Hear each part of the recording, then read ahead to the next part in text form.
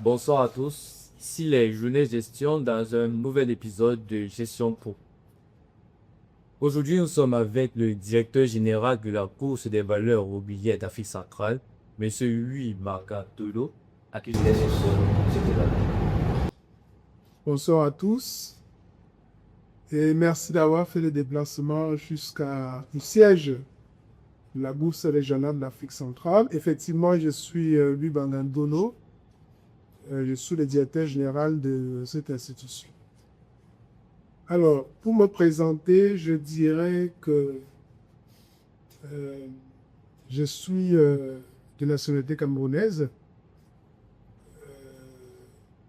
Je dirige cette institution depuis 2022, mais j'ai pris le poste le 29 décembre 2021.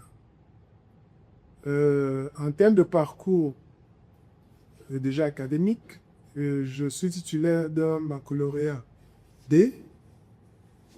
Et après le baccalauréat D, j'ai été admis à l'université de Yaoundé. À l'époque, toutes les universités aussi nombreuses qu'elles sont aujourd'hui n'existaient pas, comme nous étions en Kélé. Et j'ai fait le cycle de licence d'analyse et politique économique qui m'a permis, avec sa politique publique gouvernementale, de prendre les meilleurs étudiants en cours des bourses à l'étranger, de bénéficier d'une bourse en 99. Non, en 89, j'ai eu ma licence en République blanche. J'ai bénéficié d'une bourse et je suis allé en France, à l'université de Strasbourg, où j'ai pu faire une maîtrise. J'ai une maîtrise en sciences de gestion, mais qui ne m'a pas permis d'aller beaucoup plus loin. Et je suis allé à Grenoble, où j'ai refait une maîtrise en analyse des politiques économiques. Quand je suis revenu au petit code d'arbre filière, après j'ai eu un DEA en banque et finance et un doctorat en monnaie, banque et financement à l'université de Lyon. Donc je suis titulaire de ce doctorat d'université, c'est l'UBOEJ, que j'ai eu en 1999.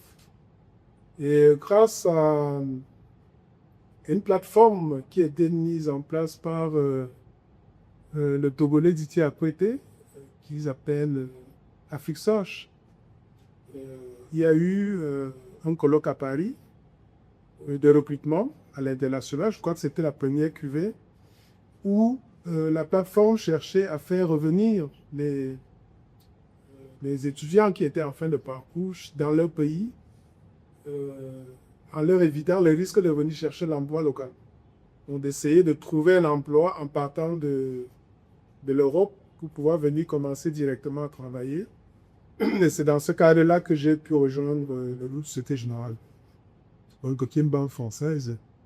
Et j'ai fait pratiquement toute ma carrière de 1999 à 2021 dans ce groupe où j'ai été tour à tour responsable monétique, responsable OSL Union,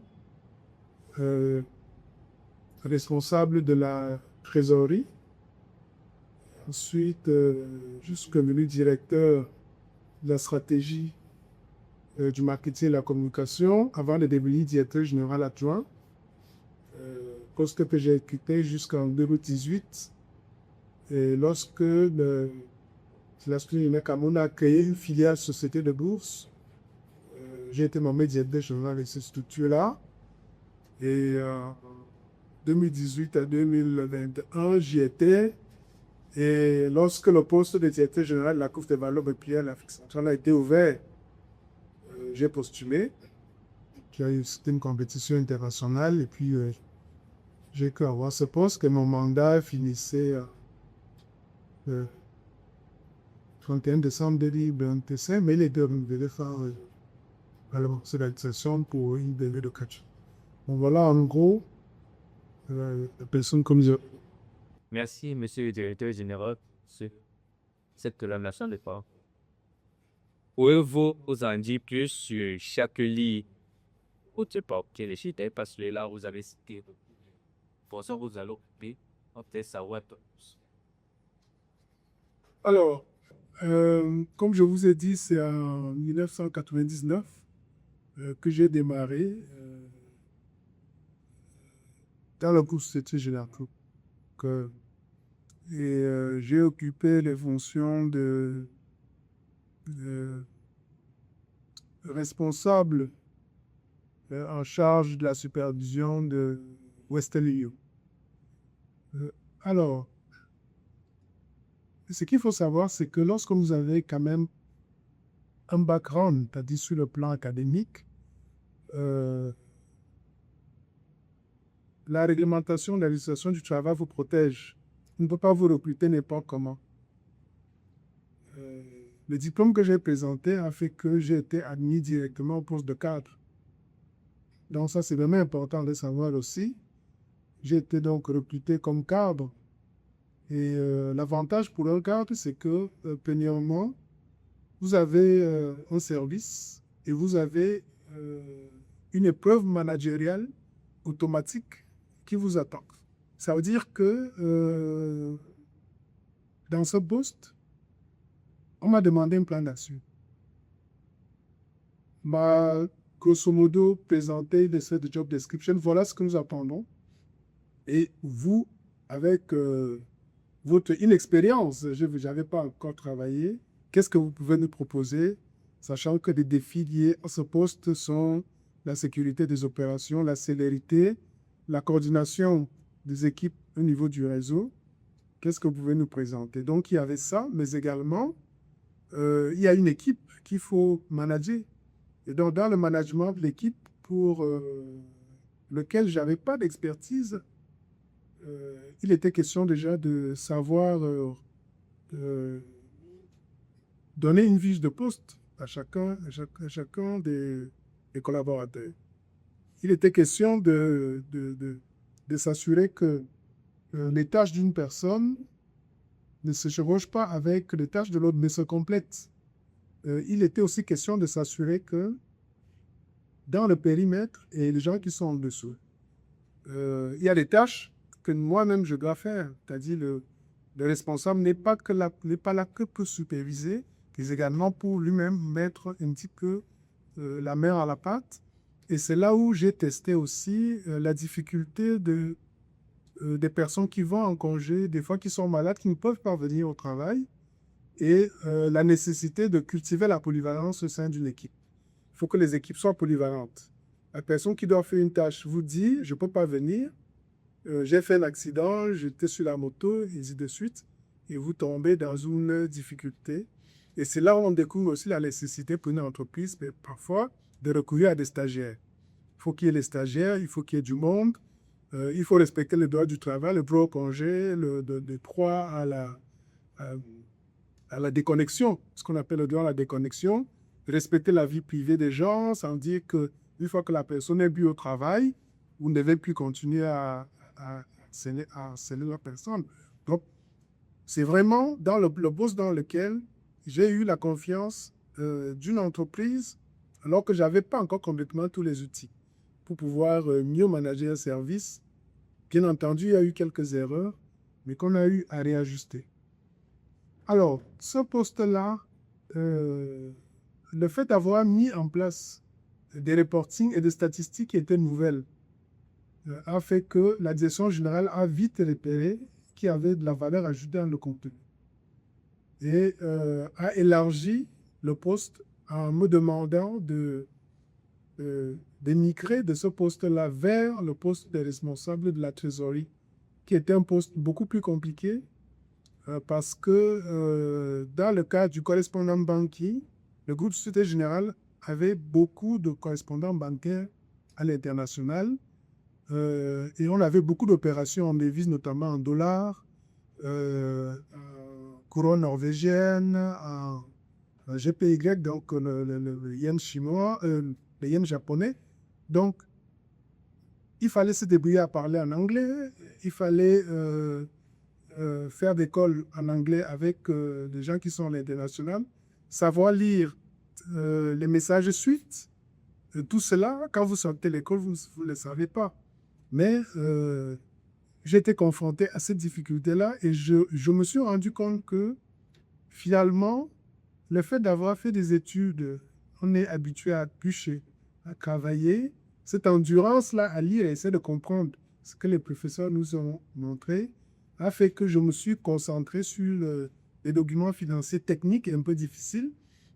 Mais avec le temps, j'ai posé des questions, on m'a expliqué et j'ai compris. Donc, j'ai compris et j'ai découvert beaucoup d'incohérences dans les comptes. On a régularisé.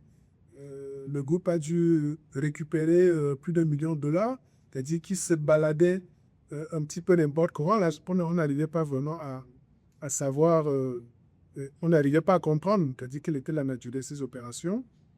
Et donc, quand j'ai eu les premiers reportings que j'ai fait à la direction générale, et ça peut faire partie des anecdotes, le directeur général à l'époque a dit, donc, écoutez, monsieur, pensons que votre place est plutôt au comité de direction, parce qu'il faut venir vous rendre compte tous les matins, on veut savoir, là vous avez vu ça à Lyon, est-ce que à Paris c'est le même problème, est-ce que vous pouvez nous regarder aussi tel endroit, tel endroit? Donc, et comme je vous dis, tout ça c'était vraiment l'apprentissage sur le lieu, parce que vous remarquerez que les entreprises vous demandent 5 ans d'expérience pour un certain nombre de postes. Et c'est là où on a vraiment eu la chance d'avoir une banque qui ne demandait pas toute cette expérience parce qu'elle s'attendait à former elle-même. C'est-à-dire ces cadres qui recrutent. Peut-être le diplôme international m'a peut-être aidé. On me dit, bon voilà, il a eu des diplômes dans les universités françaises. Certainement, ça m'a aidé. Et je n'avais pas d'expérience. Et finalement, j'ai construit cette expérience-là.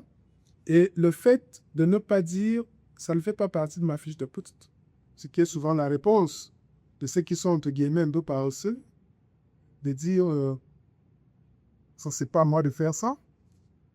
Ça m'a finalement aidé dans le parcours de la carrière.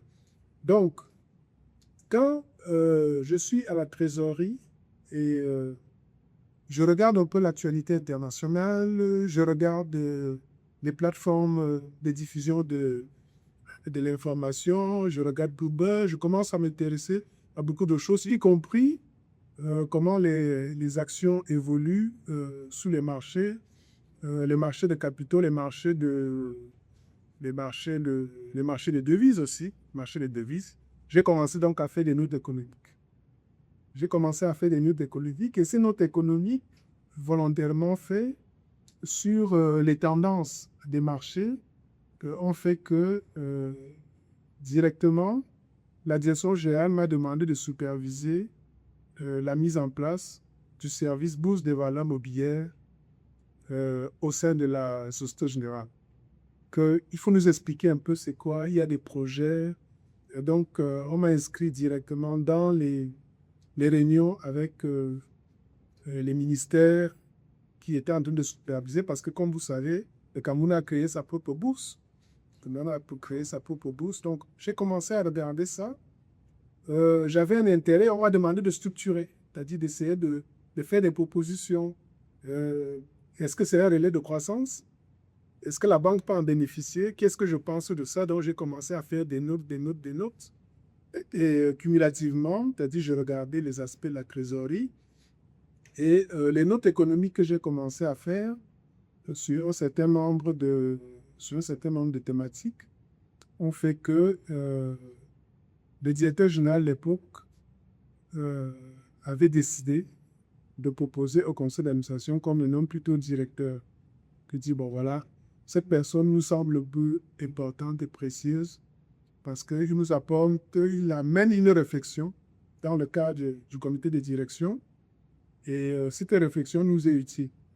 Mais comme on ne savait pas comment faire pour me mettre directeur, vu qu'il y avait un organigramme, et tous les postes étaient occupés, donc on a créé une direction de la stratégie, du marketing, de la communication, qui était dissoute quand je suis passé directeur général adjoint.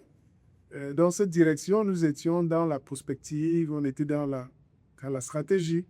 Je me souviens, j'avais des amis, on partait souvent prendre une bière la sortie, ils disaient que oui, mais vraiment, on ne comprend pas ce que vous faites avec les Blancs là. Ben, c'est quoi la stratégie? Vous faites quelle stratégie? Honnêtement, il faut nous dire la vérité. C'est quoi votre histoire là?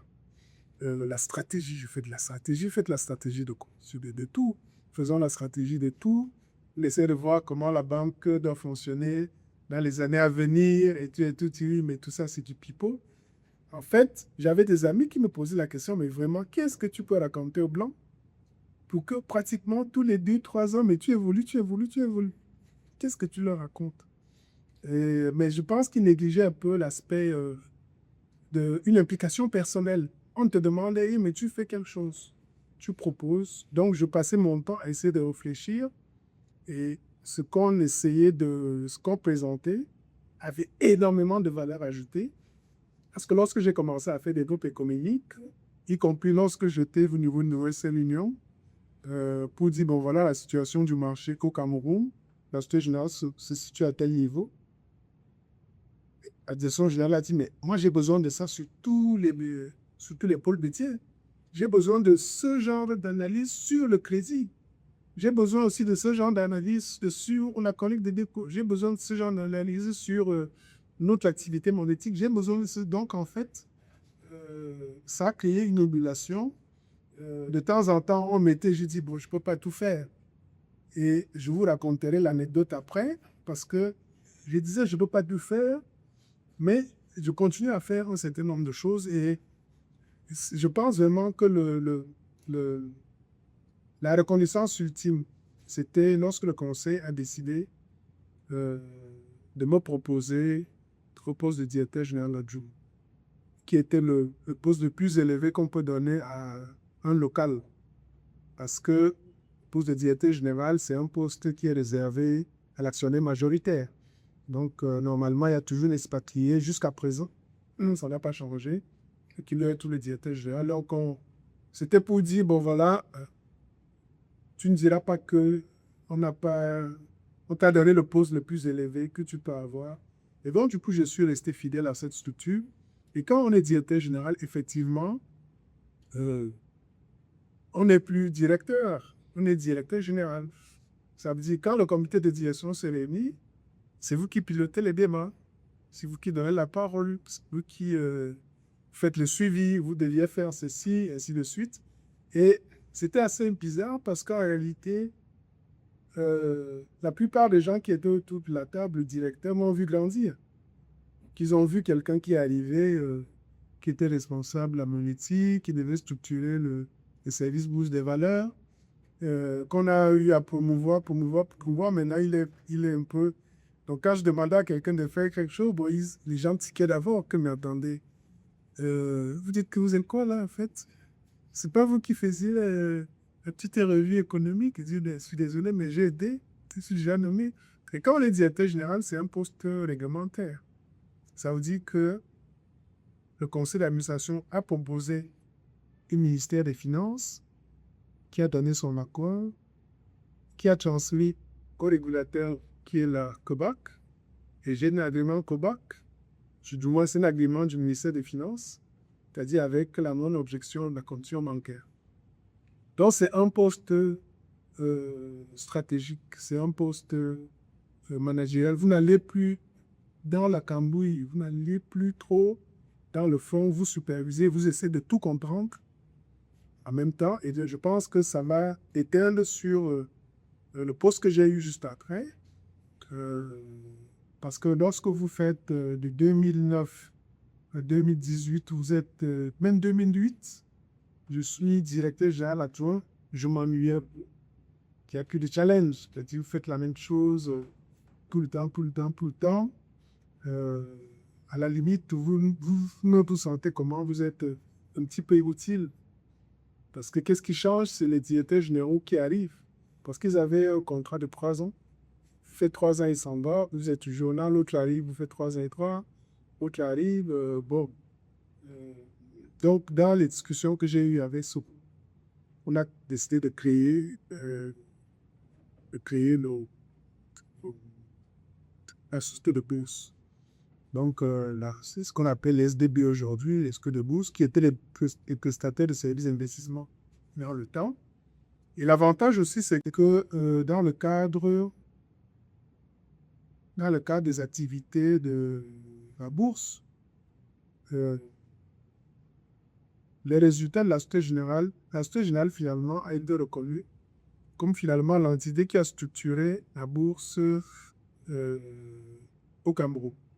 Ça a été reconnu. Le premier directeur général était un cadre de la Société Générale. Nous avons été par le Mathurin Doumbépé. C'était un cadre de la Société Générale. Nous avons été la société le PSI, qui a introduit la première action sur le marché, qui était Tanguy, de SMC. Nous avons introduit la deuxième action. Nous avons introduit la troisième action. Donc, en fait, c'est nous qui étions banque des règlements. Nous qui étions banque des règlements, c'est nous qui avons repris les procédures avec le dépositaire scotral. Donc, on a joué un grand rôle et cela a fait qu'à la fin, finalement, la PECAM, qui est l'Association professionnelle d'établissement de crédit du Cameroun, a proposé au chef de l'État de me nommer commissaire chez le régulateur. Donc, pour 5 ans, à 2 reprises, que j'ai eu 2 mandats de commissaire à la Commission du marché financier du Cameroun, la CMF. Et puis, ils ont proposé aussi une distinction que je n'ai même pas encore abordée, mais que j'ai retrouvée ici. J'ai retrouvé ici quand je suis arrivé à la BVMA, on m'a dit, si vous avez votre médaille, je crois, chevalier, quelque chose de l'ordre du mérite qui est là. Donc, en réalité, je pense que le poste de directeur général que j'ai aujourd'hui, au niveau de la BVMA, c'est un poste vraiment d'encadrement supérieur. Vous dialoguez avec les organes sociaux de l'entreprise. Ça veut dire que c'est le conseil d'administration qui vous recrute et vous vous rendez compte. Le conseil d'administration définit la stratégie. En réalité, la direction générale propose la stratégie.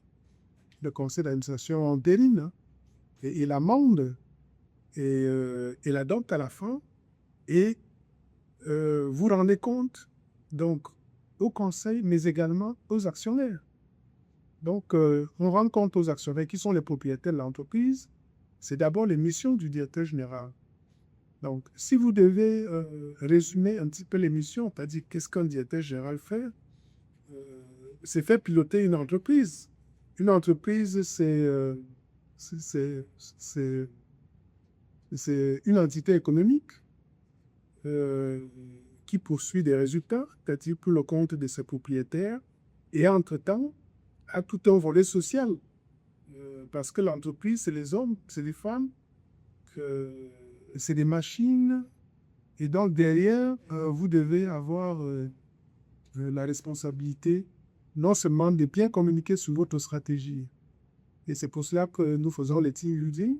Vous devez avoir la responsabilité de prendre le personnel, de comprendre les problématiques que le personnel a et les résoudre. Vous devez interagir avec les parties prenantes extérieures, intérieures, dépenser les fonds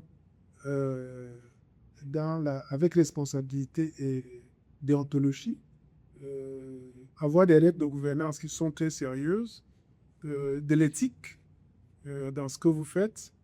Et puis, bon, le reste, c'est vous maîtrisez votre métier. Vous savez que en tant que patron d'une bourse des valeurs, à quoi sert une bourse des valeurs? Une bourse des valeurs, c'est quoi? Nous sommes en amont d'une chaîne. Nous sommes là pour pouvoir accueillir les entreprises à la côte, dévier les conditions d'accès des entreprises à l'appel public à l'épargne. Nous sommes régulés par un régulateur. Et voilà, et donc nous devons développer cette activité. On doit faire en sorte que tous les compartiments de notre obligation s'approfondissent. Et donc, en gros, un directeur général, c'est une personne de cette position, c'est une interface entre son équipe et les instances dirigeantes, que ce soit les actionnaires, le conseil d'administration, mais également quelqu'un qui peut mettre en place une stratégie. La stratégie, c'est toujours le même. la prospérité de l'entreprise, la bonne gestion, éviter les conflits, éviter les risques opérationnels, faire gagner de l'argent pour les actionnaires. Voilà un peu près ce que je peux dire.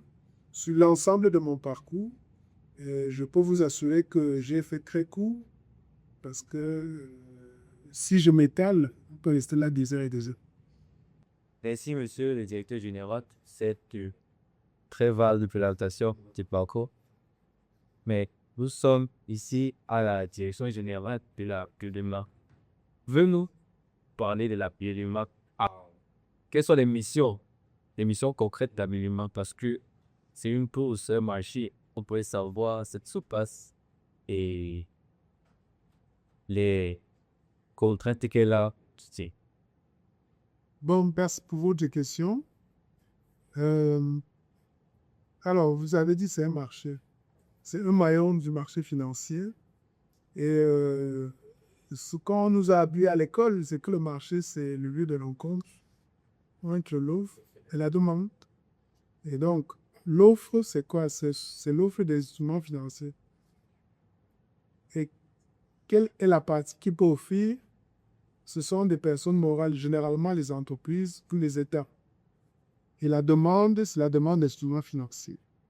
La demande d'instruments financiers qui est faite par des épargnants. Ça peut être des particuliers comme vous et moi, et ça peut être des institutionnels, ça peut être des banques, des compagnies d'assurance, le fonds de pension, le fonds d'investissement, que ce soit des institutionnels domestiques ou régionaux ou internationaux. Donc, lorsqu'on a dit ça, on va dire ceci. L'offre est actionnée lorsque un État ou une entreprise est dans le besoin de financement. La bourse des valeurs, c'est un guichet de financement. Tout comme vous avez le secteur bancaire, c'est un guichet de financement. Donc, sauf que, contrairement à la banque, le bailleur de fonds n'est pas une entité que vous pouvez identifier, c'est plusieurs personnes.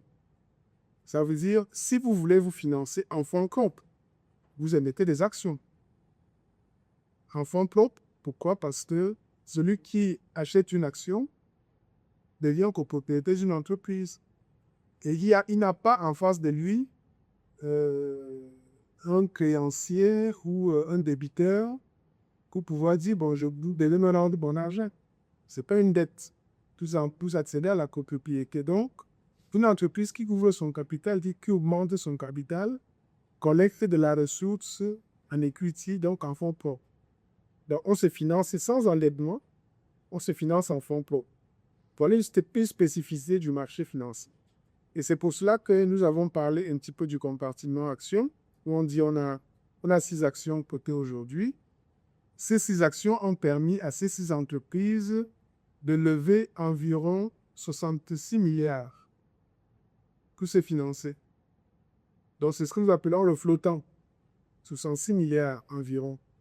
Et la valorisation de ces entreprises-là va aujourd'hui en partant de leur pot boursier aux alentours de 450 milliards. Donc, on peut se financer par un fonds propre ou par un dépôt. Ça veut dire que je peux émettre un autre type d'instrument. Vous ne touchez pas mon capital, donc vous ne venez pas dans ma gestion. Je m'endette pour près des épargnants. Donc, je mets des obligations. Donc, la partie offre, c'est une partie pour pouvoir se financer autrement que par le marché bancaire. On se finance par appel public à l'épargne. C'est ce qu'on appelle aussi le financement direct. On se finance directement, ça veut dire que celui qui achète un titre, c'est à qui il a besoin de donner son argent. J'achète un pour l'État du Cameroun, parce qu'ils ont dit, ils vont faire telle route, j'achète un titre pour l'État du Gabon, contrairement à si vous avez votre épargne à la banque fait l'intermédiation et finance qui elle veut. Elle ne vous demande pas votre permission. La seule contrainte que la banque a, c'est que lorsque vous allez demander votre épargne, elle doit vous rembourser. C'est tout ce qu'elle a. Donc, les petites nuances aussi, c'est qu'au niveau du marché financier, contrairement à la banque ne finance pas en fonds propres. La banque n'a pas vocation à faire des petites participations dans les entreprises. La banque vous prête de l'argent. C'est-à-dire, prioritairement, ils vous prêtent de l'argent. Ils ne vous donnent pas de l'argent, vous disent genre dans votre capital. Ce n'est pas le modèle qui est ici. Banque ne fait pas ça. Donc, le marché financier le fait. L'autre spécificité dans le financement, lorsque une entreprise d'un État vient s'endetter, donc c'est vraiment un marché du financement. Il ne faut pas trop d'abord se compliquer. Et après, on va expliquer pourquoi c'est subtil et complexe. L'autre spécificité, c'est que lorsque une entreprise, un État vient s'endetter, l'État rembourse au rythme ou l'entreprise rembourse au rythme qu'elle veut. Donc, vous avez la possibilité de prendre aujourd'hui et de dire, écoutez, j'ai un projet, je dois mettre en place une usine. Je veux 10 milliards. Pour construire l'usine, il me faut 2 ans. Donc, je veux m'endetter sur 5 ans et j'ai besoin d'être différé. Pendant 2 ans, je ne vous rembourse pas. Ça, c'est possible. À la banque, ça n'existe pratiquement pas. À la banque, une fois que votre crédit a été mis en place, vous commencez tous les mois vous coupe quelque chose de au moins le haut. Donc, sinon, le montage est plus compliqué. Donc, le marché financier peut même permettre à une entreprise ou une étape de rembourser in fine. Ça veut dire je rembourserai à la fin. C'est 5 ans, je vais rembourser à la 5e année. Et même des fois, il se trouve que à la 5e année, l'État ou l'entreprise émet une nouvelle obligation qui va permettre que lorsqu'il va récolter cet argent, c'est avec ça qu'il rembourse ce qui était là avant. Donc, c'est un marché avec des possibilités et des subtilités qui a même ce qu'on appelle les obligations perpétuelles. Tu peux prendre de l'argent que tu rends ce jeu. Tu payes que les intérêts, les intérêts, les intérêts, les intérêts. Les grands investisseurs adorent ça. Si c'est 5%, c'est 5% chaque année, chaque année, chaque année. Donc, c'est une espèce de rente à vie qu'ils ont. Il y a des États qui ont émis ça, comme les États russes et tout, qui ont fait des obligations perpétuelles. Donc, le marché financier a la possibilité d'offrir des formules de financement qui sont assez subtiles, assez souples et c'est vraiment assez innovant. Et puis, le marché permet de faire des opérations qui permettent donc à un certain nombre, comme une certaine classe d'acteurs, de se retrouver. Vous avez les compagnies d'assurance. Quand vous regardez la législation CIMA, une compagnie d'assurance doit placer les primes qu'on appelle les provisions techniques ou mathématiques dans les valeurs mobilières. Donc, s'il n'y a pas de valeur mobilière, s'il n'y a pas l'offre, ils ne peuvent pas respecter, c'est-à-dire mes prescriptions qui sont fixées par les régulateurs. Ensuite, vous avez donc ce qu'on appelle les allocations de portefeuille, les asset managers, la gestion d'actifs. Quand on dit un fonds, je crée un fonds action, un fonds obligation, on vous dit d'allouer dans le fonds peut-être 60%, c'est un fonds obligation, 60% d'obligation côté, X% de cash, de X% peut-être d'actions ou d'autres titres.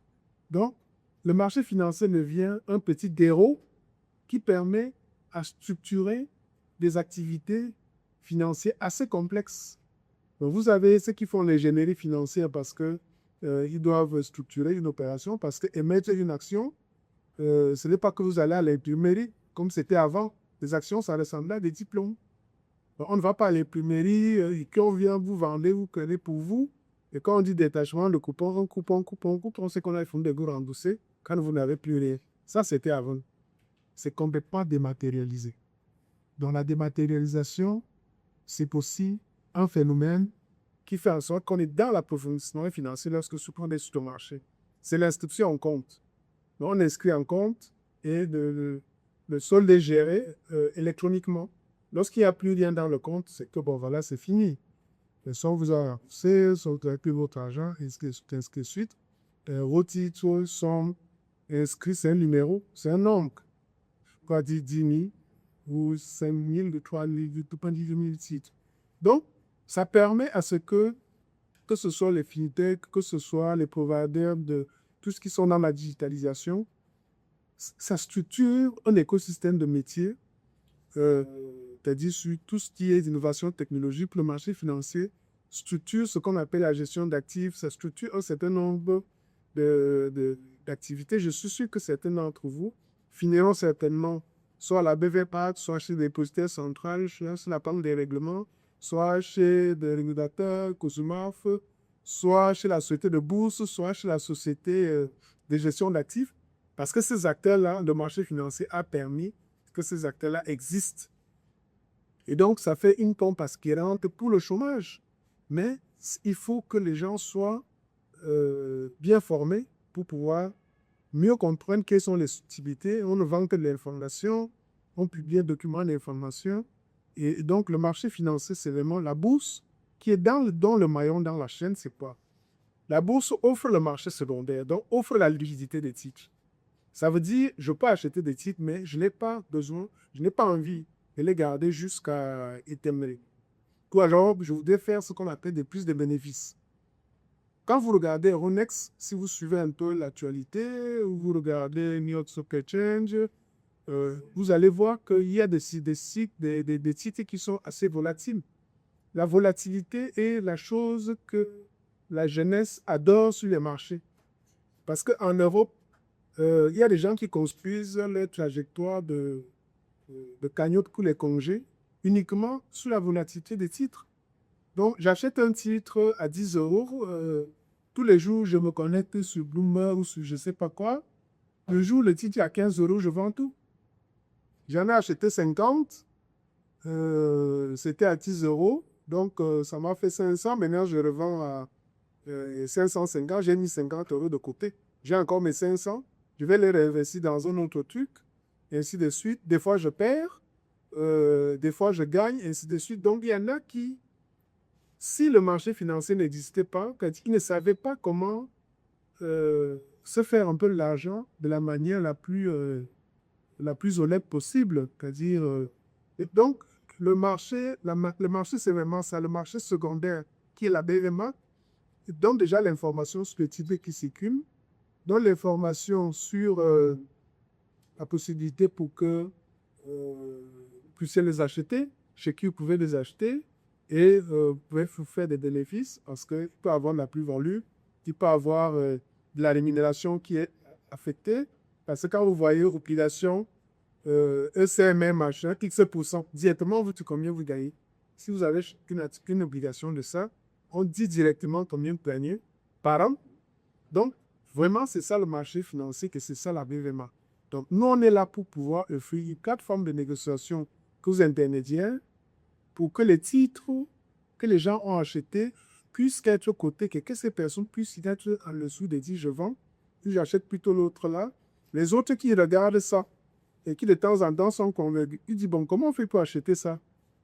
J'achète, je vends, j'achète, je vends, j'achète, je vends. Écrit, il y a une législation qui encadre pour certaines entreprises. Le fait que les titres soient cotés sur le marché fait que sur les ratios prudentiels, le titre est considéré comme étant liquide. Et donc, ce n'est pas une immobilisation financière. C'est un type de transaction, mais ça, c'est plus subtil. Donc, le marché financier structure un écosystème, crée des nouveaux modèles d'emploi, c'est-à-dire de profil métier. Et vraiment, la jeunesse aujourd'hui a bien regardé le marché financier parce que aujourd'hui, nous n'avons pas toute l'expertise que nous voulons sur notre marché financier. On en a besoin. Ceux qui dirigent les sociétés de bourse, il y a 26 sociétés de bourse. 26. Ceux qui dirigent ces sociétés de bourse, peut-être les 25 sont peut-être des profils qui viennent de la diaspora, mais en dessous, nous sommes en train de chercher à gauche, à droite. Bon, si on ne trouve pas, on vous parle, on vous forme. Vous comprenez ce que vous pouvez comprendre. Parce que bon, on vous dit, bon, faites ceci. Vous ne savez pas pourquoi on vous demande de le faire. Et donc, voilà ce que je peux dire sur l'émission. L'émission, la BVMAX, c'est de bolder les titres. Mais derrière, on est un maillon d'une chaîne. Et la chaîne, c'est la chaîne de financement. Puis, c'est la chaîne d'optimisation de l'épargne. La chaîne de rémunération, la chaîne de possibilités, la chaîne d'allocation des actifs sur ou pas les asset managers. Merci pour votre apparition. C'était les fumées gestion dans cet épisode de Gestion Pro, la gestion évoluée par ceux qui la vivent. Nous étions après que directeur général de la Bourse des valeurs mobilières d'Afrique centrale. Et ce fut un réel plaisir pour ce partage. Fut très, très captivant, très important et très motivant pour les étudiants qui nous regardent de plus. Avez-vous une dernière phrase, un dernier conseil? Alors, dernier conseil, c'est de dire, prenez vos études au sérieux. Et quand je dis au sérieux, c'est de ne pas tricher. Soyez passionné, je dis, par les études. Ça, c'est la première chose que je peux dire. La deuxième chose, c'est effectivement continuer comme vous faites à vous approcher du monde professionnel. Et puis, ayez un esprit ouvert sur la manière d'aborder le monde professionnel de vous.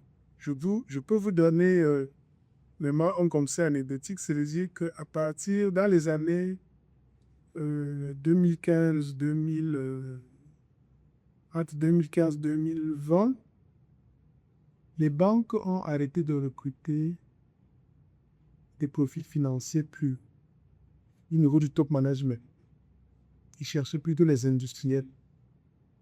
Les gens qui ont fait une carrière dans la boîte, les gens qui ont fait une carrière dans l'industrie aéronautique, qui ont fait une carrière dans l'automobile, tout simplement parce qu'ils se rendent compte que c'était des grands gestionnaires de projets et que toute entreprise est un projet.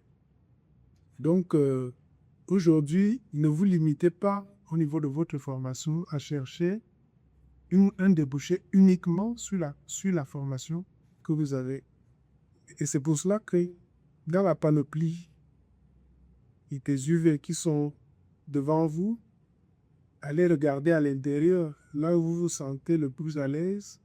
Et pendant que vous serez en difficulté dans la recherche du travail demain, dites-vous que peut-être le service, je ne sais pas quoi, vu la petite matière qui était complètement bizarre, vous vous dites, bon, finalement, je pense que mon bus m'a permis d'embrasser un peu tel genre de domaine, donc ne vous limitez pas. Ne vous enfermez pas dans ce que vous devez avoir comme parcours de carrière, mais également, je vous félicite parce que si on devait me demander aujourd'hui de dire qu'est-ce que je pense pour cette jeunesse qui est devant moi, je dirais ils sont en mesure aujourd'hui de créer une start-up qui peut faire une télévision, qui pourra demain avoir des clients. Parce que vous avez, je ne sais pas si vous êtes déjà passé dans des studios, mais vous avez déjà les attitudes, vous avez du matériel pour pouvoir capter l'image comme de vrais professionnels. Ça veut dire que créer une télévision demain et avoir des annonceurs à l'intérieur peut devenir votre credo. Donc, ne vous limitez pas sur ce que vous pouvez faire. Il n'y a pas de saut métier. Voilà. Non, c'était ça mes derniers conseils. Merci.